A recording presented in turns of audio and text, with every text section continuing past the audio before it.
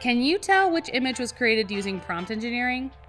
Hint, hint, it's the better one. If you found this video, chances are you've already tried AI image generators, but they never seem to give you what you want. Well, don't worry, because in the time it takes for you to watch this video, you will be a prompt pro. But before we get started, I want to introduce you to Sammy. Here he is, isn't he cute? But he could be a lot cuter. I created these images by inputting the simple prompt, a dog sitting by a lake, into Midjourney. My intention for the image is to create an atmospheric background for a camping supply website I'm building. The possibilities are endless with AI image generators. On one side, I can write a prompt that sells the calm, peaceful tranquility of retired life in the wilderness, but change a few ingredients of the prompt, and now I have a creepy, haunted lake that still gives me nightmares to this day.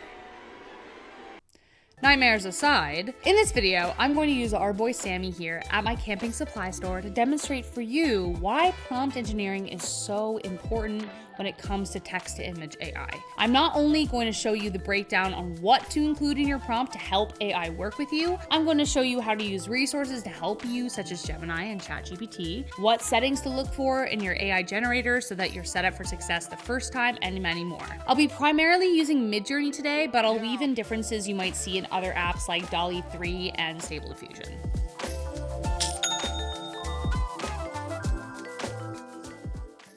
Welcome back to Learn with Shopify. I'm your host, Rachel Fisher, and I will be summarizing so many articles, YouTube videos, and Reddit posts that I watched and read, so trust me, watch this video. It will save you so much time and turn you into a master prompt engineer. This is part 3 of 4-part series that we have created here on Learn with Shopify about prompt engineering. Part 1 is hosted by Michelle and provides you with a general overview about what is prompt engineering and how to use it in all fields. Part 2 is about text-to-text prompt engineering for copy, hosted by Bridget, and part 4 is about text-to-video prompt engineering, hosted by Charisma. If you want to watch our prompt engineering masterclass, you can find the video links in the description section below. Let's do this. What is prompt engineering, you ask? Well, prompt engineering is the skill of creating inputs for AI tools that produce optimal results. A good way that I like to look at it is the difference between making a box cake and baking a homemade cake. Both avenues give you cake, but one gives you a more high quality product because the recipes are a little different. This video will be about creating prompts for text-to-image AI generators. We are going to be mostly using Midjourney. I do want to say there's 2 versions of Midjourney. The first one you can access through Discord, and the second one is on their website. I'm going to show you both throughout the video. So the prompt. A dog sitting by a lake is our box cake example of a prompt. It gives us a picture that definitely qualifies as a dog sitting by a lake, but let's see what happens when we increase the quality of ingredients we are using. How do we do that? We do that by increasing the specificity, creativity, and details of our prompt. Let me just say, the amount of videos I watched that claimed to tell me how to prompt engineer and just ended up providing me with a bunch of adjectives was one too many, okay? I will talk about it a bit, but I will not make your ears bleed and I will not waste 10 minutes of your life. To summarize, what they all basically say is that AI image generators won't ask you what you want. They will just show you what you asked for. So you have to be descriptive and provide key details such as who, what your subject is, what they're doing, adjectives about your subject, even style, lighting, inspiration, etc. Now, I've already mentioned a few key details in that list, but let's break that down step by step and flesh out our box cake prompt example together. The first step before writing a prompt is intention. Ask yourself, what is this image for and what do I want the audience to feel? The biggest problem people have when prompt engineering is lack of specificity. So knowing what you want going into it is already going to bring you that much closer to your goal image. So let's say I want this image of a dog sitting by a lake for my website that sells camping equipment, which by the way, if you don't have a website yet, you can have one in minutes. Shopify makes it super easy to build an amazing website, and we even have a free trial on offer, so check that out in the link in the description below. When people look at little Sammy enjoying that lake, I want them to feel enticed to join him. I want them to feel peaceful, at ease, serene, and long to be by that very same lake. Keeping that in mind, let's continue. So what is the subject of your image? For us, it's easy, a dog. How would you describe the subject? We can do better than just a dog because Sammy is more than that. Hint, hint, a thesaurus will be your best friend. But the first steps are easy. I'm just gonna pick a breed, such as a golden retriever, because I'm partial to them, because spiritually I am one. How about a middle-aged, scruffy golden retriever? But let's not stop at his appearance. What feeling does he give off? Perhaps he looks serene, at ease, lazy, and cuddly. We are not going to include all these words for now, just the ones that depict what we want in the most accurate way. Details are important, but it's equally as important to be concise. If you make your prompt overly complicated, a lot of generators may get confused. So with that in mind, I'm going to keep it simple and just start with middle-aged for now. What is the action? He is lying lazily by the lake, watching the birds, patiently waiting for his owner to join him. It's important to make your subject active, even if Sammy is being a lazy good boy. It doesn't mean they have to be moving, but it does mean they have to interact with their environment in some way. By including an action, it tells the AI how your subject interacts with other elements in the image and typically results in a more cohesive product. Again, the more concise detail, the better. What does the lighting look like? If you want your image to be lit, well, it better be lit. I'm sorry, I had to. A lot of people forget about how important lighting is and how easily it can transform a mediocre, flat image and elevate it into something outstanding. It affects the mood, atmosphere, texture, warmth, and focus of the image, which is why it must be included in your prompt if you want a high-quality image. So, since it's a camping scene, we definitely need a fire, which will provide that cozy ambiance we're looking for. But I also want a little more magic. What's more magical than golden hour at night? So let's say we have a middle-aged golden retriever laying by a calm lake, watching the birds fly across the sunset at golden hour. Just to the left of him sits a smoldering campfire, casting a warm glow across his fur. Oof, I can smell the marshmallows already. I could also add details about whether he is backlit by the sun, in soft focus to diffuse it, or in harsh light if I want maybe longer shadows in the image. The more you know about lighting, the more you can guide AI. But don't worry, we got you covered. Check out the description below for a link to a PDF of a quick list of lighting terms to use. What lens am I seeing this image through? Lenses. This is something that people skip over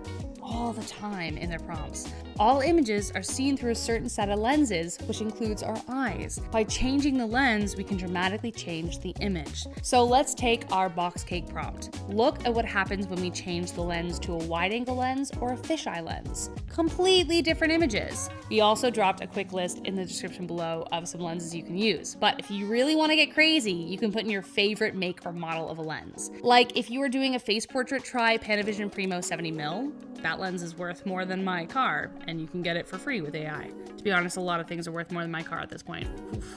For this prompt, I'm gonna use a wide angle lens because I want to capture the landscape, because of course the whole reason people love to go camping is because of those beautiful views. I'll show you how I add that in towards the end. All right, moving on. Angle. Angle is another ingredient you don't want to miss. Where is the camera in relationship to the subject matter, right? Do we want to be looking up at the subject at a low angle, puts the character in a more dominant hero position? Or do we want to be eye level, which is like a natural perspective? Again, the quick list is in the description below. We got you. I'm gonna be using an eye level because I want the viewer to feel like it's their campsite that they are looking at. What style? Do I want this image to be animated or in a comic style? Or do I want it to be cinematic or hyper realistic? Do I want this to be a digital image or an oil painting? When it comes to style, feel free to use specific medium terms like I mentioned before, but also remember that a lot of AI models are trained from images on the internet. So the best way to get it to understand what you want is to include references it would understand. So feel free to include references to Van Gogh or Da Vinci or Monet, for example. Stable Diffusion not only loves descriptive words, but has a feature where you can upload a photo as a reference with your prompt. However, make sure it's an image that is in the public domain or is one you own. The same thing goes with DALL 3, with the additional caveat that they will decline a request for a reference that refers to an artist who is currently living. Ethically, I would say avoiding terms and references to artists living and working is a good rule of thumb to go by when using AI image generators, especially if you plan on using your image for commercial use. You don't really want to get into copyright trouble. But AI image generators are great for using in a pinch, but we also want to respect work created by real-life artists. Finally, don't forget to include your desired aspect ratio and resolution of your image. Aspect ratio affects the height and width and is important so that you don't accidentally create a photo that is too small for where you need it and therefore becomes like a blurry mess when you blow it up somewhere else. Similarly, resolution affects the quality and detail of the image. The higher the resolution, the more detail. The lower the resolution, the less detail. You get the idea. Now, in Midjourney, the first variation of your picture is a smaller resolution. Once you find the one you like, you can upscale it to a higher resolution. Pretty handy. Once again, we have a breakdown of some aspect ratio prompts in the description below.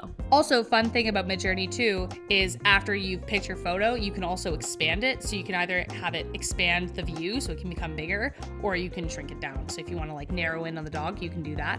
Or if you want a wider view of the landscape, you can do that too. Having answered all those questions to the best of our ability, let's see what our prompt finally looks like. A middle-aged golden retriever lying by a calm lake, watching the birds fly by across the sunset at golden hour. Just to the left of him sits a smoldering campfire casting a warm glow across his fur. A green camping tent sits in the foreground by the fire.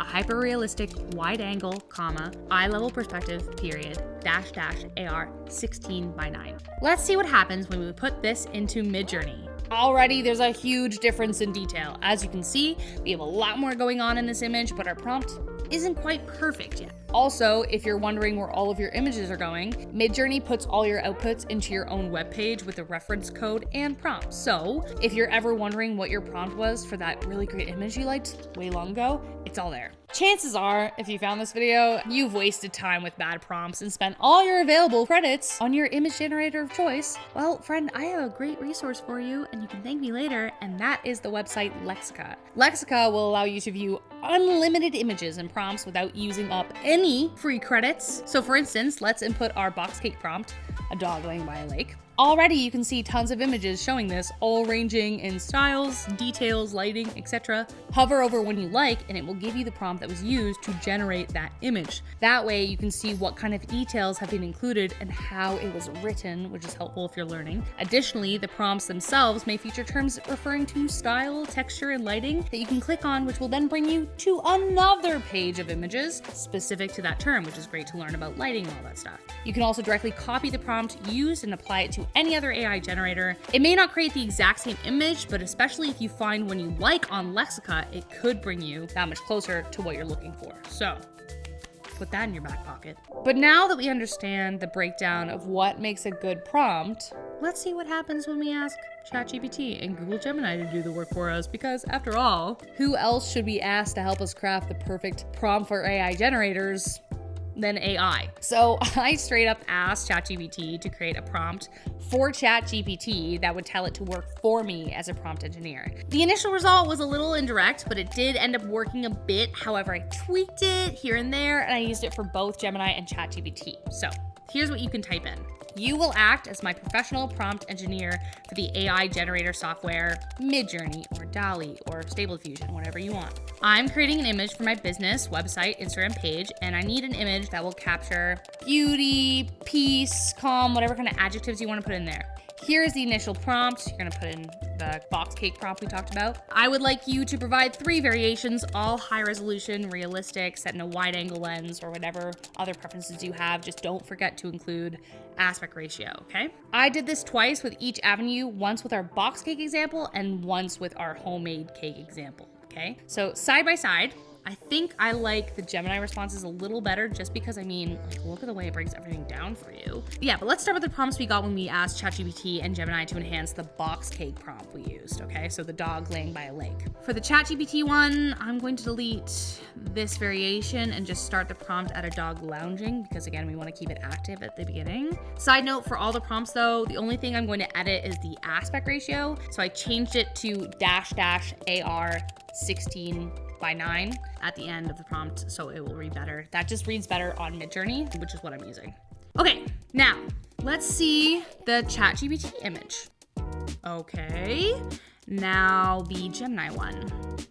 Okay, so side by side, these look pretty awesome. But let's see what happens when we take the prompt ChatGPT and Gemini Enhanced from our fancier one, the one we made together. Let's see if that makes anything better. Is more detail better? Let's see. Okay, so great. Now let's compare the image at the beginning of the video created with our box cake example alone with the ones that the enhanced prompts from ChatGPT and Gemini.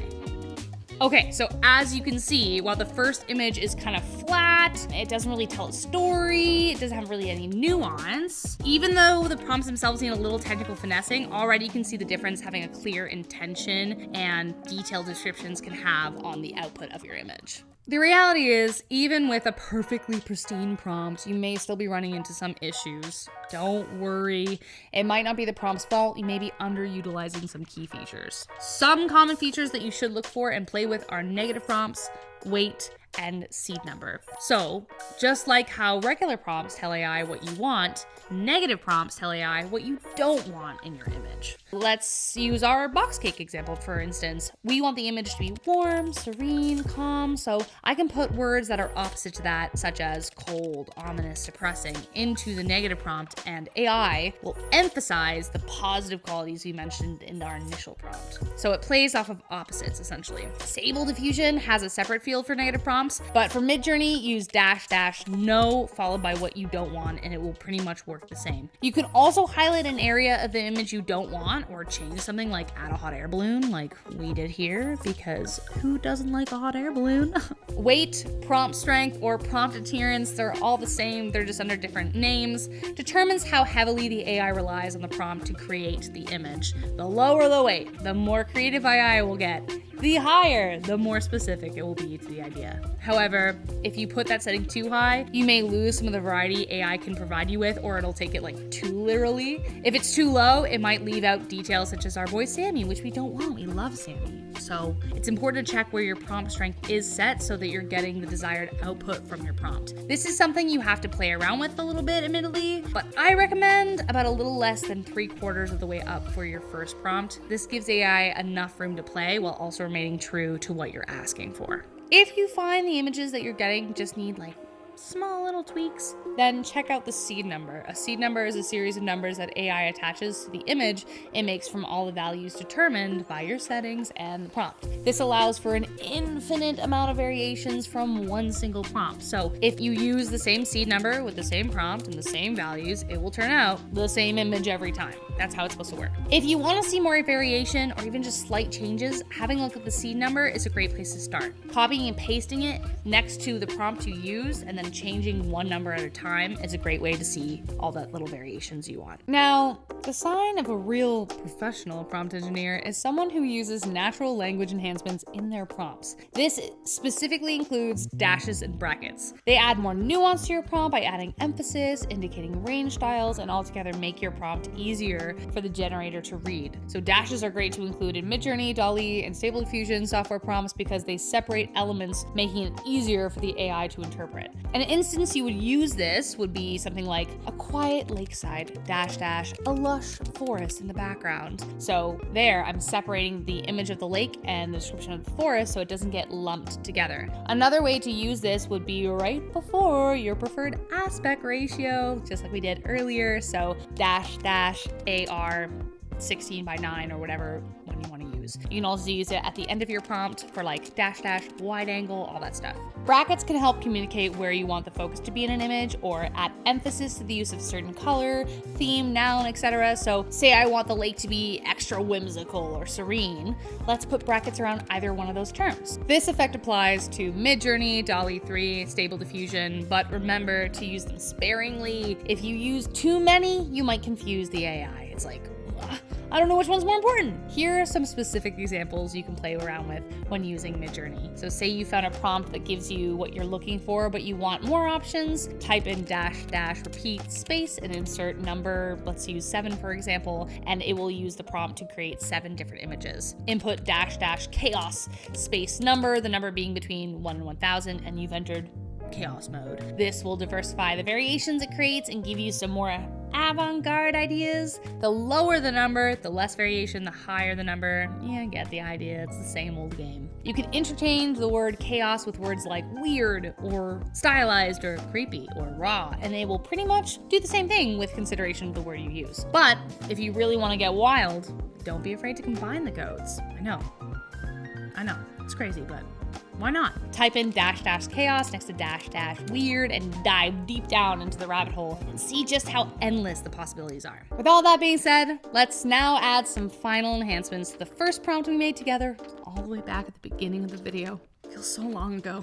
A middle-aged golden retriever lying by a calm lake, watching the birds fly across the sunset at golden hour, close bracket. Just to the left of him, sits a smoldering campfire casting a warm glow across his fur, period. A green camping tent sits in the foreground by the fire, period, dash, eye level, dash, hyper-realistic, dash, wide-angle lens, dash, dash, AR 16:9. And finally, at long last, here is the final image. So let's take the first one and compare them side by side. Now, this image isn't perfect. It's great, but it's not perfect. However, I just saved myself a ton of time by inputting a high quality prompt the first time. From here, the distance between this image and the one I'm after is much smaller than when I started with our box cake example. As generative AI continues to evolve, so will our ability to communicate with it. And hey, since you made it to the end of this video, you're already that much better at it. If you want to see more like this video, let us know in the comments and make sure to like and subscribe. We love having you here, so why don't you stay? Thanks for being here today. I've been your host, Rachel Fisher, and I'll see you next time.